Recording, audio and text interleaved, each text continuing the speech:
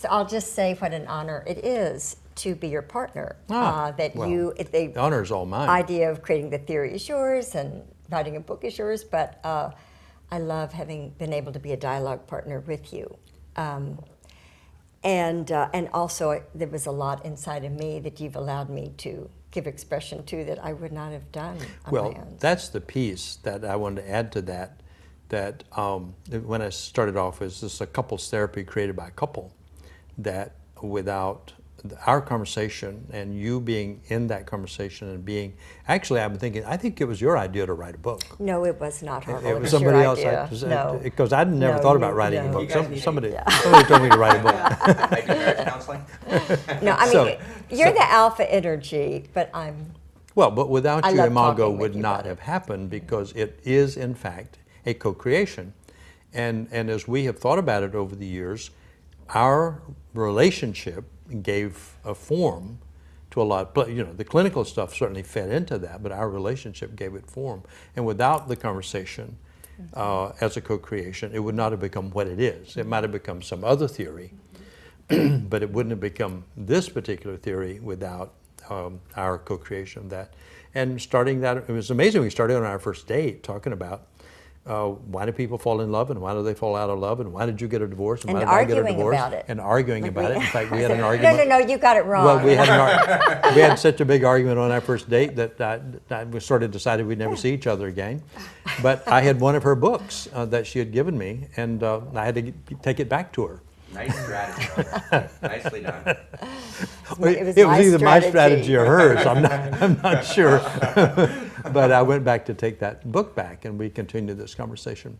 Well, and it's so great to be in conversation with the two of you, because as you were talking, Mark, I began to see puzzle pieces coming together, and that we have been stewarding and cultivating ideas about certain pieces of this puzzle, and you all about some other pieces. And so what I was thinking was just the summary of the theory is that we have our individual consciousness, our egos, we live in life from our ego state, and if we get enlightened, we realize that the ego is really a part of the one and all, the true self, like you were saying, and that the additive that has created such appreciation for this work on the unique self is that there's a particular, beyond that, the unique self. And but as you were talking about it, I was aware that what Harville and I really emphasize is something you did mention at the end, that it's not just your uniqueness.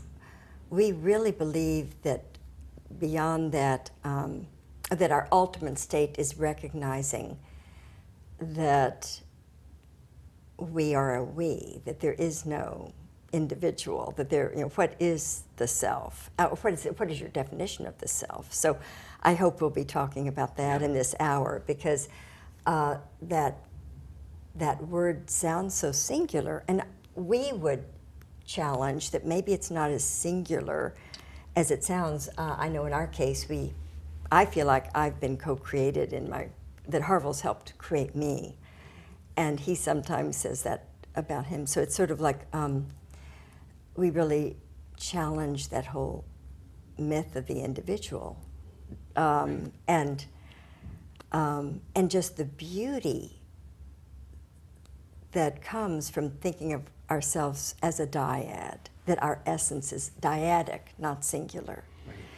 And so I guess the one other thing I'll mention is that in meeting Harville and beginning to talk, that I had remembered a quote of Dostoevsky that I'd read as a teenager, that the person who desires to see the living God face to face will never find God in the empty firmament of his or her own mind, but in human love.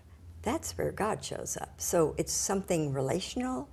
God is relational, and God is about learning to love at least one person in the world. If you can ever learn to truly love one person, and the hardest person in the world to love is the jerk you're married to, because you really know what a goofball they are. But if, but Right. we're wired for connection, we're wired to be in dyads, and then when you really get to know the person, everyone's disappointed in who they got stuck with. It's universal. But learning to love that person you're wedded to, by law or by choice, the person you're partnered with, a transformation, a revolution happens in one's consciousness that is a fascinating thing. And it sounds like you all have given a lot of thought to that.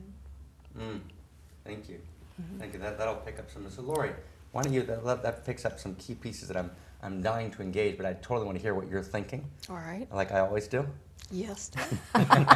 Always. We're all in such good couple mode. Yeah. Yeah. This is a good day. Yes, absolutely. Well, it's interesting. I've been thinking about mate selection for a long time. It Yes. started in grad school, although it probably really started in kindergarten. And if you're thinking about mate selection in kindergarten, you're probably destined to become a therapist or something equally dangerous. Yes. But in any event, in grad school, I did a paper on mate selection, so I read everything I could. And obviously, I was trying to figure out what was in store and how to evade it if possible. Having seen a lot of examples of what I wouldn't have wanted to become involved in or embroiled in or trapped in. And so I read that really, I was surprised to find that propinquity, a word I didn't really know the meaning of, was the sort of largest mandator of who mated with whom, i.e. proximity. They had to be in some connection. I So just want to get perpendicularity equals proximity. yeah. I didn't know that either. So if you're in the workplace with someone, Right. there's a higher likelihood you'll wind up dating them and things will take their course.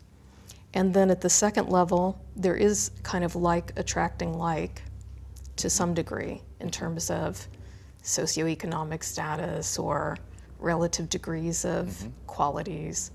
But then at the deepest level, it was true that opposites attracted one another and that those polarities came together in some way, either as a huge cosmic joke or for some good reason. And I've entertained both at different times. But, and so I actually read a book by someone whose last name was Klimek, Klimek. It's a little hard to find now. It scared me so much that I didn't read anything on mate selection for many years thereafter. But he said that for every basically well-adjusted depressive was a well-adjusted manic. Not in a diagnostic psychopathological format, but in a stylistic way, that their ways of reacting were a balance, and that if people could get together and then not polarize, it would work out kind of a harmonious balance, and each would supply something that the other was in some way lacking. And that's part of what I love about what you all look at in your work, is that kind of resonance that exists with polarities and how each person is in some way, first of all, acting out of a template that was formed long ago. And that's not entirely bad. It's not just repetition compulsion for the sake of nothingness, but it's repetition in the interest of resolving what perhaps couldn't be originally, a second chance. And that, so it's a matter of template, and then it's also a matter of projective identification, that which we have to disown, those parts of self that are not really a part of getting our needs met, that we have to sort of shed along the way, and that we see in another person. So I always think about sort of the primary example of how, someone loves someone else's ability to emote. Say Helen. Helen is really emotional, and she can cry at funerals, and she can laugh at comedies. I'm attracted. And you're like, wow, that's so great. She can feel. I love that about her. She's passionate. She's connected. And then she loves about you, just hypothetically, your quiet strength, your ability to effectively manage situations and not crumble under pressure. And even your stoicism at times is, part of what is intriguing and feels like strength. And then the two of you get together, ostensibly, hypothetically, just as an example, and she's like, why won't you feel anything? Yes. And you say, why must you feel everything? Yes. And pretty soon, as you say in your books, the very thing that attracted you drives you crazy. Yes. And makes you think that, what have I done? Yeah. Mm-hmm. And at that point, it becomes an opportunity. Yeah. Yeah. It feels like a cosmic joke. Right. But it's grace. It's cosmic grace to bring those polarities into relationship with each other, because after that, everything good can happen. Exactly. But without that tension, there's no energy for evolution at that point. So that's lovely. Right.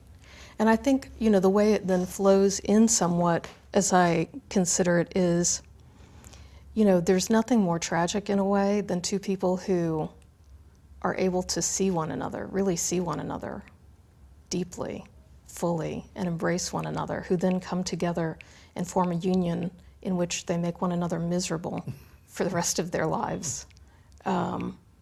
It's tragic. And I'm sure that's not why pair bonds were created.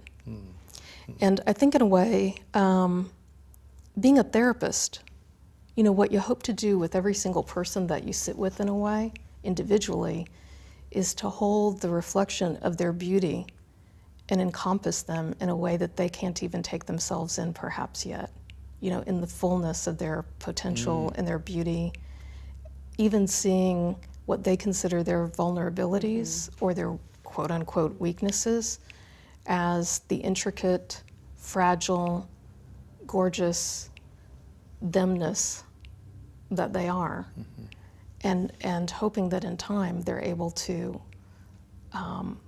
unfold into the fullness of that recognition.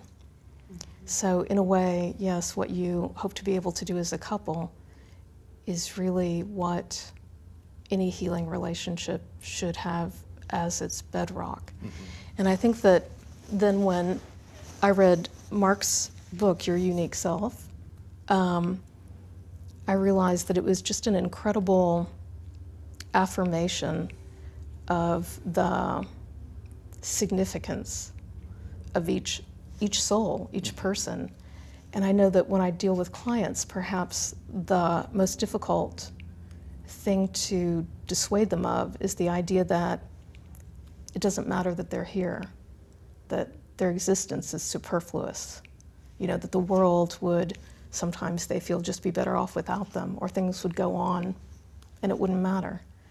And unique self is just such a beautiful explanation of the reality that everyone is absolutely integral. As you say, there are no extras on the set, and every existence is important, and every contribution is unduplicatable, and it really matters that you're here, that each and every person is here. And so, what you all talk about in couples, then I noticed at the end of the book you talked about the ways in which then it reverberates at wider and wider levels of society, and it's absolutely the currency of healing. So maybe that's fantastic, and to kind of dance, just kind of begin our dance just kind of intuitively, and then we'll kind of free for all, and everyone will kind of step in where they want to step in. So maybe to start with, maybe to kind of go in order, Harville, what your intuitive response is to kind of the mystical or Eastern Enlightenment, which is about a waking up into the one, and there's the sense of needing to disappear or needing to lose your specialness. And here's a good example. There's a wonderful work called The Course of Miracles, which has made a wonderful contribution in many ways, and has some real structural weaknesses which don't actually allow it to go mainstream. And this is really important because I think one of the things that we all share is we all have kind of deep kind of mind space, and we're all, I hope in the best sense of the word, populists. I mean, we love people, and so we're interested in the doctor, the gardener, the truck driver that lives in us. I would love to be able to know how to drive a truck well. That's a skill well beyond my, I can barely get a car going, right? But in other words, just the world, we want this, we want kind of the depth, the democratization of growth, the democratization of greatness, the democratization of enlightenment. And the reason kind of the mainstream society won't actually touch a genuine enlightenment conversation, right? That's not where the real, that's actually this kind of fringe, kind of strange, kind of elite, esoteric, almost woo-woo, new agey conversation is because, so the Enlightenment teachers tell you that's because people are stuck in their ego, right? If people weren't stuck, they would actually be able to wake up.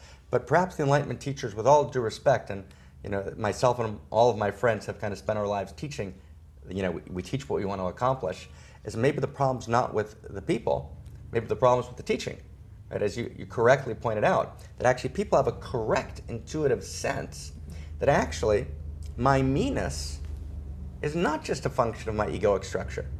And that actually, Course in Miracles has this line which says, and it appears as a theme throughout the book, which is a great weakness in it, which is if you think you're special, you won't find peace, right? And you've got to give up your sense of being special.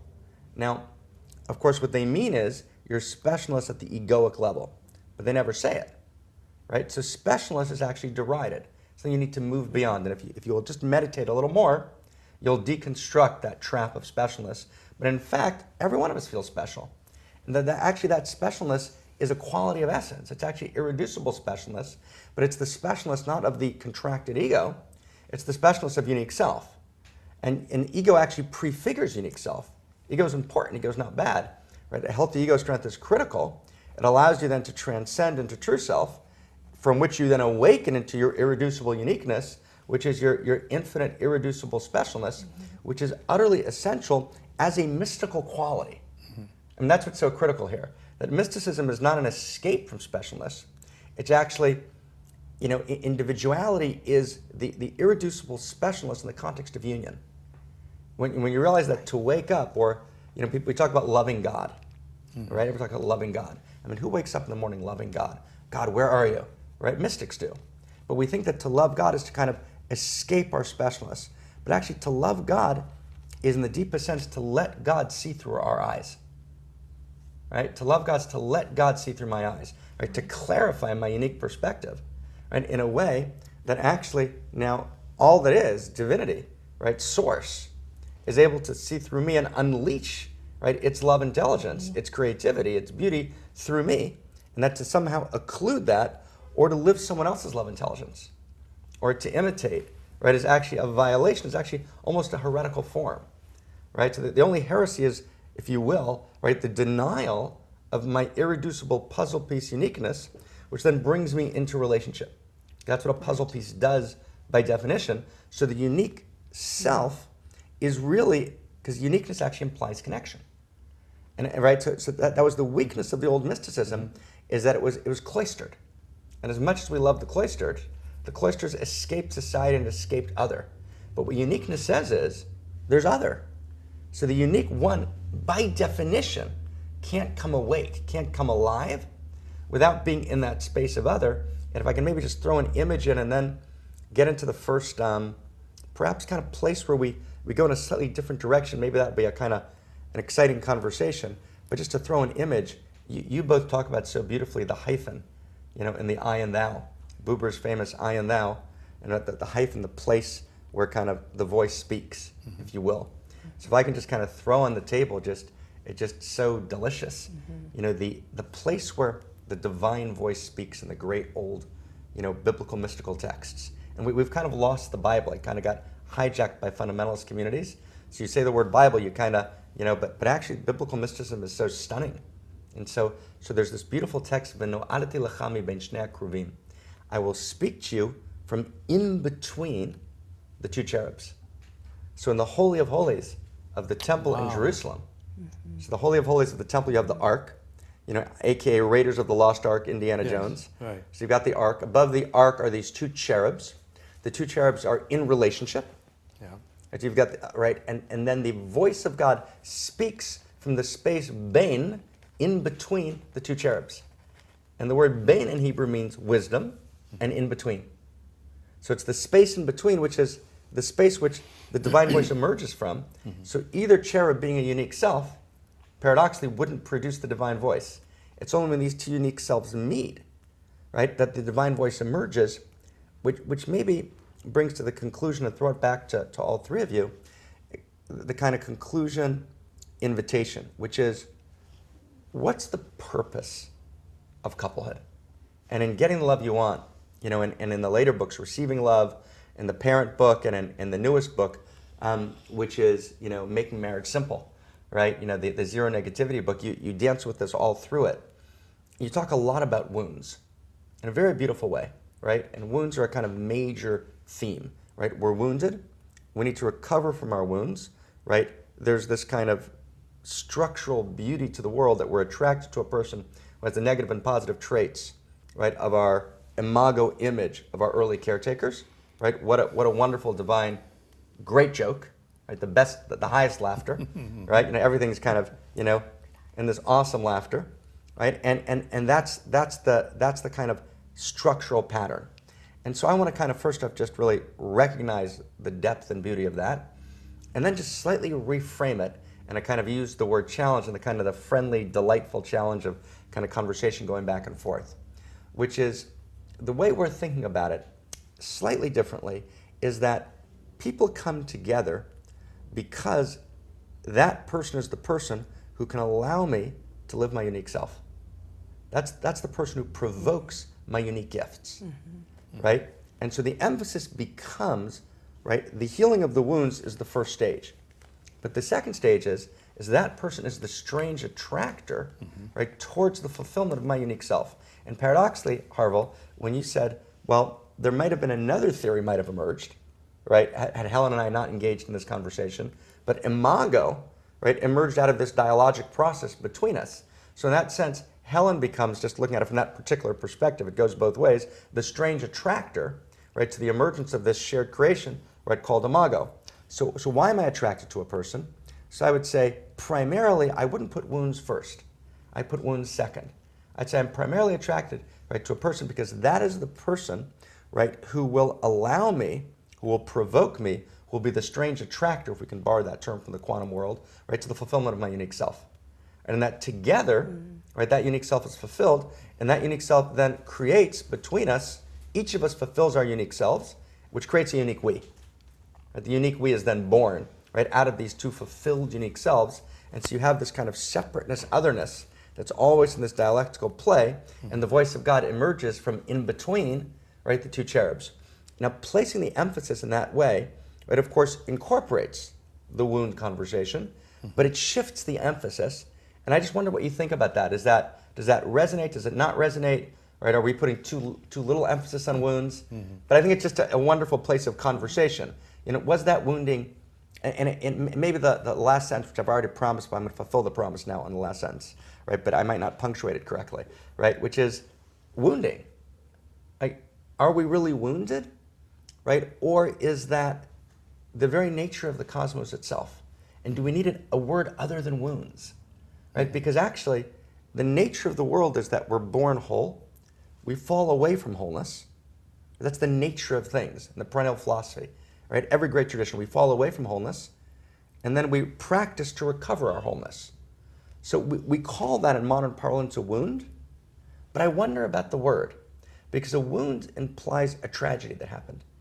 Something tragic happened when you read the extreme form of it in Alice Miller, right? Parents are equated to, literally, she uses 5-6 times Nazi concentration camps as the analogous to childhood, and we're survivors of childhood, where we were brutally wounded, right, in ways that were just kind of horrific.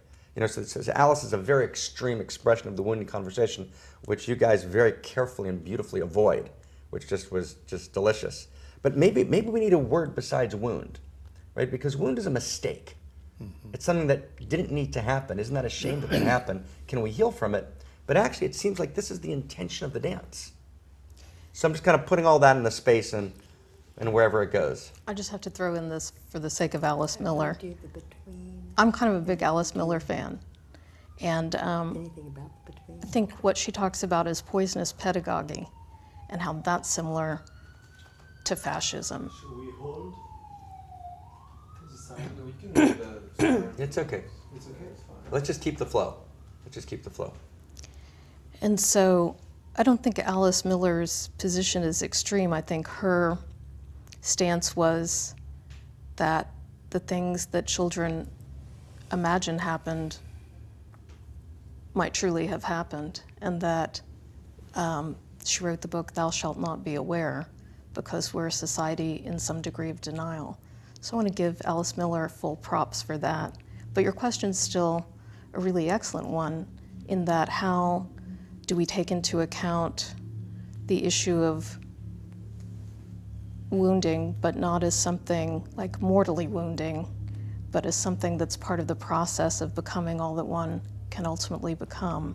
Right. And how do they interface? Totally. I'm going to pass. Is that fair? I'm going to pass to Harville and Helen. Okay. I completely disagree with your reading of Alice Miller. Okay. I'd go chapter and verse on her kind of assuming that the average child, because you deal in a wounded population, that the average child is actually classically wounded. But let's say we bracket the Alice Miller argument, right, and kind of go with the second part. Is that fair? Let's do that. Or you can continue to have. No, please. But we'll get back to Alice So Miller. I'd love to comment on my favorite subject, the between, and then Please. Harville will take over. So just that one of my favorite authors when I met Harville was Buber, and the book I Thou had been so meaningful to me. So Harville and I, over the years, it really wasn't, the concept of the between began to take more and more life as Imago theory emerged. And I think the point I'd like to make is how revolutionary that concept is. I mean, a lot of people have read Buber, but really getting the meaning of the between. So Buber said that when two people are able to shift into truly loving each other, where they see their role as serving each other, not having need gratification from each other, but giving to each other, that the universal energies of love begin to flow through them, like something comes from beyond, Right. and that God becomes incarnate in the world. So, but it was his concept of the between that had stayed in my heart. And so, Lori and Mark, we think of describing the between to our couples as looking in the universe, and you see a planet, and you see another planet, and you go, wow, there are two planets up there. And there's what's between the planets, what's space. Well, what kind of space? Empty space. Like, it's the planets that are an important thing, but the space between is actually replete with energy fields. So dynamic and heavy that they actually hold up the planets. Like, there are all sorts of things going on in the between. And for years, everyone paid attention to those balls of rock, but the action's really in the between. So, so in Imago therapy, we turn on its head this idea that if two people are in relationship, Harville and me, and we are fighting and we have a terrible relationship, well, clearly Harville needs to get doctored because, like, like he needs to go for therapy. He has some changes he has to do to create a good relationship with me. And then, oh Lord, he's telling me I need to go to a therapist. I need to get doctored in order to have a good relationship. And in Imago, we talk about it's neither of those, that actually the between is the focus, that if ever two people learn to co-create a sacred space between them, a holy space where they exist to serve one another, to advocate for each other's specialness, if two people can enlarge their egos, if you will, or expand their sense of caring beyond themselves to their partner in a genuine way, that they can do this by creating real care about what they put in the between, make the between safe, make the between a place where Harville is safe. And if two people learn to doctor the between, the individuals get healed. And the role, so the last thing I'll say is when you said the specialness of the person, that two people really need to communicate to their partner that they are so unique, you know, and that I'm an advocate for Harville's uniqueness and he an advocate for mine is an important part of making love vibrant and passionate.